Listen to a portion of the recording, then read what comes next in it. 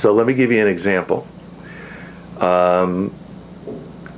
Janice Jones, fictitious character, gets sued for a debt that she claims that she did not owe.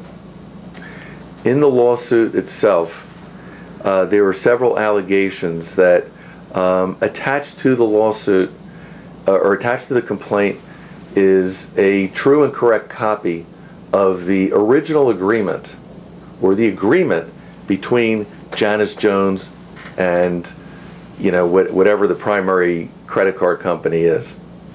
Well, they don't usually attach the original agreement because the debt collectors usually don't have it. The debt purchasers usually don't get the original agreement.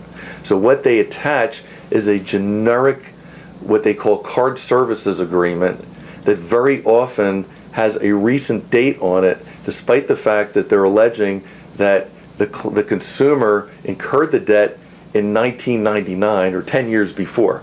So the credit card agreement that's attached is usually not the credit card agreement that really forms the basis of the original agreement between Janice Jones and the credit card company. So the complaint will say in 1999, Janice Jones entered into an agreement with the credit card company. A copy of the agreement is attached here too. What you find is a generic narrative called Card Services Agreement and dated 2008 or 2009. So right there, there's a deceptive practice aimed at the consumer because the original agreement is not attached to the complaint. And that agreement has no signatures on it, has a date that doesn't sync up with the original agreement.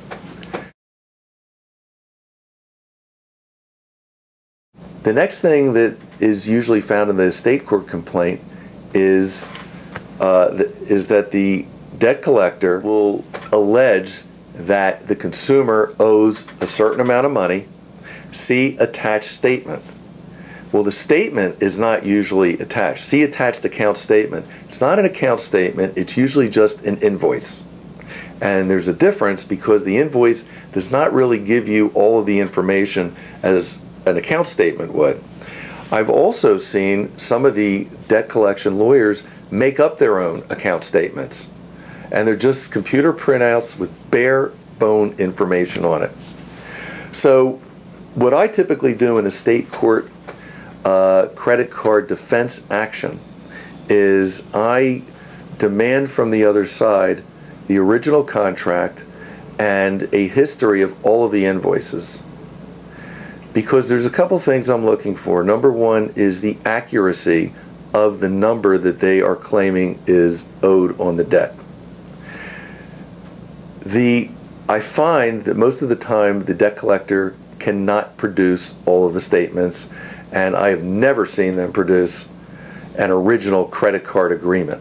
What they will produce from time to time is the credit card application sent in by the consumer.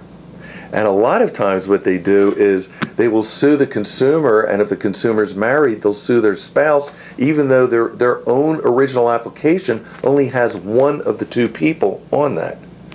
So they will sue somebody who is not on the agreement, which is also an FDCPA, or not on the application, which unless that person became a full-fledged cardholder, that would be an FDCPA violation.